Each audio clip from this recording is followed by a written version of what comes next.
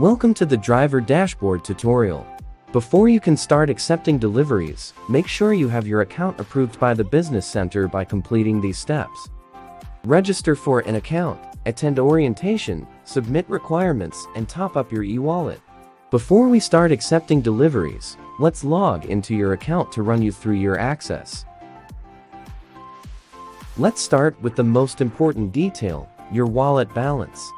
To accommodate orders from MyStore clients, it is very important to keep your e-wallet loaded. Drivers without an e-wallet balance may see unclaimed orders but will not be able to repeat delivery. Next, you will see 5 sections: Dashboard, Driver Dashboard, My Wallet, Account Details, and Logout. We will cover Dashboard and Account Details together, since the data for the Dashboard section is similar to that in the Account Details. We will focus in the Account Details section. Here, you may add or edit your account information such as name, display name, email, and change your password. Into the Driver Dashboard, you will see 3 sections. First, Unclaimed Orders. Tapping View, you will see all available pending unaccommodated orders from customers.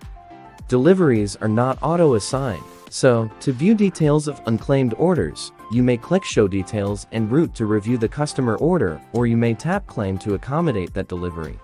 Once you have pressed Claimed, the order will reflect in the Assigned Orders section. Remember, if you have an assigned order, you will not see or be able to accept other unclaimed orders, so make sure to complete all deliveries. Successful and past deliveries will reflect in the Completed Orders section. Moving on to My Wallet section. Here you will see your transaction history based on the number of deliveries you have completed. To top up your e-wallet balance, you may contact your business center.